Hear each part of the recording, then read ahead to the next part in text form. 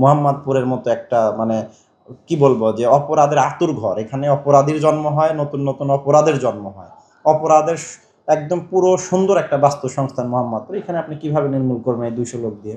যেখানে কিশোর গ্যাংয়ের সদস্যই আছে কয়েক হাজার, যেখানে ছিনতাইকারী আছে কয়েক হাজার, যেখানে মাদক ব্যবসায়ী, মাদক সেবী আছে লক্ষ মানুষ, যেখানে একটু সুযোগ পাইলে ভালো ভালো লোকজন জায়গা দখল করে, এর ওর ফ্ল্যাট প্লট দখল করে, একটু সুযোগ পাইলে আপনার রোডের উপর দোকানপাট বসে, আপনি এখন সরে উচ্ছেদ করে আসবেন, 2 ঘন্টা পরে আবার বসবেন।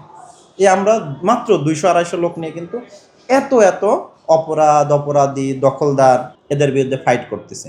আপনারা কই আমাদের আমাদের সক্ষমতা নিয়ে বা আমরা কত প্রেশানের মধ্যে, কত চাপের মধ্যে আছে, এটা নিয়ে একটা নিউজ করেন না। যে পুলিশ কিভাবে এত স্বল্প জনবল নিয়ে, এত স্বল্প সক্ষমতা নিয়ে একটা বিরাট ভয়ানক একটা অপরাধী গোষ্ঠীর সাথে নিয়মিত ফাইট করতেছে, বলেন।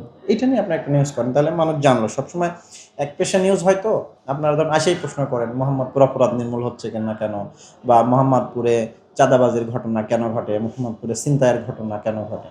আপনারা এই নিউজ করেন যে মোহাম্মদপুরে ধরেন 2 বছর আগে যেখানে 200 মামলা হইতো, সেখানে মামলা 100-তে নামলো কিভাবে? এটা একটা বড় প্রশ্ন না?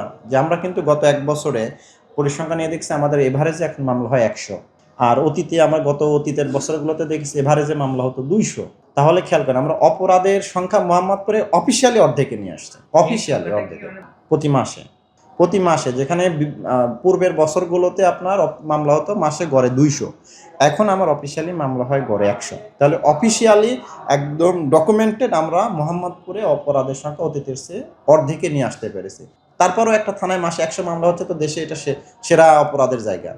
100 মামলাও ডিএমপির আর কোনো থানাতে হয় না, বাংলাদেশেই কোনো থানাতে 100 মামলা হয় না, সর্বোচ্চ মামলা এখানে হয়।